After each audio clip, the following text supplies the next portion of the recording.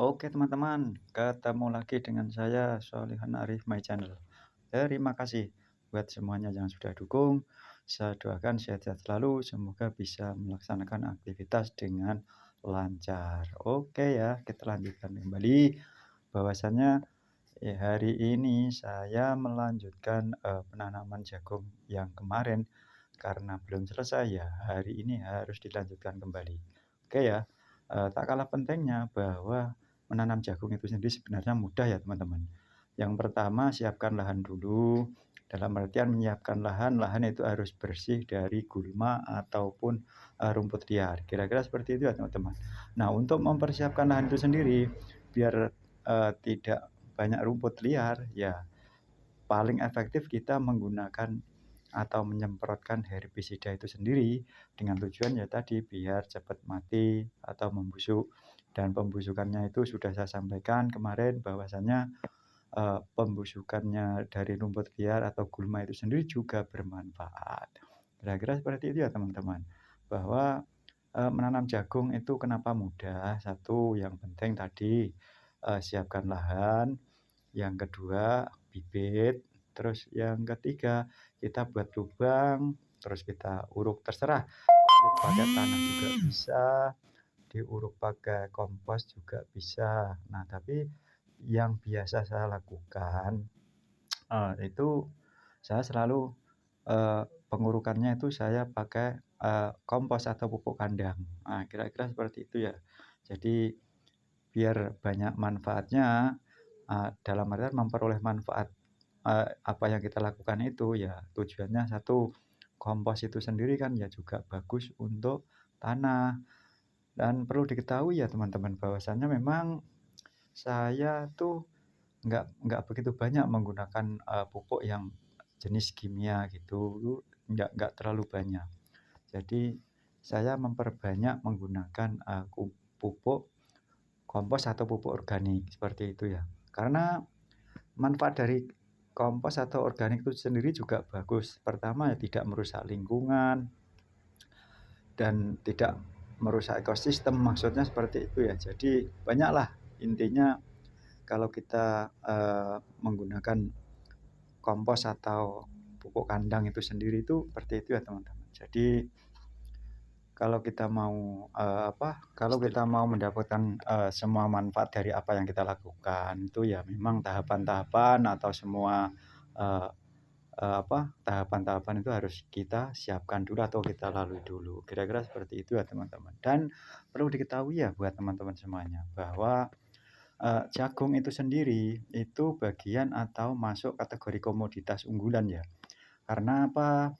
Karena jagung itu, selain, apa ya namanya, menjadi makanan pokok bagi bagi kita ya, khususnya orang Indonesia ini ya, atau untuk dijadikan bahan-bahan, eee, makanan yang lain, baik itu makanan orang ataupun makanan hewan, itu juga bagus, itu jagung. Terus yang kedua, bahwa jagung itu sendiri, itu kan kandungan atau kadar, apa ya istilahnya, kalorinya itu kan rendah. Jadi ya bagus buat kesehatan kita. Kira-kira seperti itu ya teman-teman. Maksudnya seperti ini, karena kandungan kalorinya itu rendah, jadi ya paling tidak manfaat jagung itu sendiri yang jelas satu bisa menurunkan, semacam kayak kolesterol atau apa namanya, gula gula darah seperti itu kan juga bisa. Itu jagung. Makanya kalau zaman dulu, orang itu makanan pokok yang menjadi prioritas adalah makanan ya nasi jagung. Kalau ingat, kecil saya dulu itu jarang makan nasi beras itu jarang, karena ya itu tadi, ya nek jagung itu memang kandungan kalorinya itu rendah sehingga dia, jagung sendiri itu bagus buat kesehatan kita. Kira-kira seperti itu ya teman-teman. Dan, selanjutnya bahwa yang kita lakukan dalam, istilah yang kita lakukan, menanam jagung ini sendiri karena ini juga merupakan warisan dari, para nenek moyang ya. Iya. carane ngene iki, ya bisa dikatakan cara menanam jagung atau menanam, bahan makanan di lingkungan atau di kebun seperti ini, itu memang warisannya seperti ini ya. Kita istilahnya melestarikan cara tanamnya ya seperti ini. Jadi kalau di tempat saya tuh nggak ada yang istilahnya bisa dikatakan cara penanam modern seperti kayak di tempat-tempat lain gitu ya. Meskipun bagus, ya tapi cara-cara di kampung saya ya masih seperti ini, bisa dibilang manual. Ya bukan berarti manual ketinggalan, tidak, nyatane awak dhewe ya bisa meningkatkan produktivitas. Kira-kira seperti itu ya teman-teman. Karena ya itu tadi, kita melestarikan, eee, carane wong kuno biyen oleh marai awak dhewe kaya ngono ya wis. Dan kalaupun hari ini ada apa ya istilahnya, ada alat pertanian yang setengah sangking bisa dikatakan semi modern kayak traktor, kayak apa gitu, ya bagus. Tapi untuk wilayah-wilayah daerah-daerah pegunungan seperti di daerah saya ini, itu juga sulit dijangkau. Iya, karena ya itu tadi medannya, medannya kan susah. Ya mungkin kalau, apa ya, sawah-sawah yang pembuatan sawah yang baru-baru seperti di luar Jawa yang luas-luas itu mungkin enak, tapi kalau untuk di desa saya atau di lingkungan saya itu sulit untuk dijangkau yang namanya traktor, apalagi kombin seperti itu. Walah wis ra kasil kelakon rubuh. Ya itu tadi karena medannya. Medannya kan medan pegunungan. Jadi selain kemiringan tanah itu juga pengaruh dan apa namanya, pembatas lahan itu juga tinggi-tinggi. Dalam artian pembatas lahan ya galengan nih loh. Kira-kira seperti itu ya teman-teman. Di mungkin di sini cara cara, apa, menanam atau cara mengolah tanah mungkin beda dengan di daerah-daerah lain. Yaitu tadi karena faktor, eee, geografisnya itu sendiri, kira-kira seperti itu ya, teman. Jadi ya jangan dibilang ini terus kok ijeh manual cara kuno, tapi bukan berarti meskipun nganggo cara kuno, bukan berarti ketinggalan cara nandure iku ya ora kok kalah karo sing nganggo sistem modern loh, kira-kira seperti itu. Dan yang paling pokok menurut saya itu bukan bukan caranya, tapi cara perawatan, kira-kira seperti itu.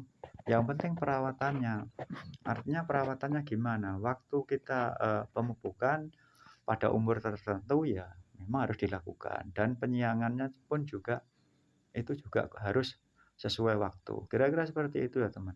Meskipun menggunakan alat modern, tapi kalau apa, perawatannya kurang bagus ya hasilnya nggak bisa maksimal, kira-kira seperti itu ya teman-teman. Jadi nggak usah apa, istilah buat konco-konco, nggak usah mamang, nggak usah ragu bahwa bertani atau berkebun itu adalah pekerjaan yang sangat keren menurut saya. Tidak hanya keren tapi juga mulia. Selain itu juga menghasilkan dan menyehatkan. Kira-kira seperti itu ya teman-teman. Jadi untuk teman-teman, mungkin yang baru belajar bertani, ya wes semangat saja, semangat, jangan pernah menyerah ya. Kira-kira seperti itu ya teman-teman. Wong wong tani nyatane ya nek mbok angen-angen barokah yo. Iya, ya itu tadi, nggak tahu ya, kalau menurut saya itu meskipun katakanlah nggak untung pun, tapi juga ya nggak kapok. Itulah orang tani, hebatnya di situ. Jadi hatinya hatinya itu ya seneng-seneng terus, nyatane juga ya ora kapok. Kaya ngono ya, Lur, bisa dipahami ya? Oke, kita lanjut bahwa, eee, cara penanaman jagung itu mestinya mudah, yaitu tadi, yang pertama siapkan lahan, terus yang kedua pembibitan, terus ketiga pemupukan. Kira-kira seperti itu ya teman-teman. Jadi gampangannya ya wong nandur iku asline gampang, asal kita mau, kira-kira gitu. Lah nek kula kepengin nandur tapi nggak mau menanam, ya wis ora ape cah iso. Artinya gini, meskipun kita nggak punya lahan, ya bisa kita melakukan cara penggarapan atau nggarap atau sewa itu kan bisa. Jadi manfaat dari kita berkebun sendiri itu sebenarnya banyak. Itu Itu hanya satu satu satu cara tok iku. Artinya gini, maksudnya menanam jagung tok iku wae manfaatnya ngono antran belum menanam tanaman atau komoditas yang lain. Kira-kira seperti itu ya, teman-teman. Terima kasih untuk saat ini buat teman-teman yang sudah support, sudah dukung saya dari awal hingga hari ini. Saya ucapkan banyak terima kasih. Semoga teman-teman, eee istilahnya mendapat balasan yang setimpal dari Allah Subhanahu wa taala, terutama mendapat kesehatan, sehingga bisa melaksanakan aktivitas dan untuk mencari rezeki untuk keluarganya. Kira-kira seperti itu ya. Sekian dulu ya teman-teman, terima kasih.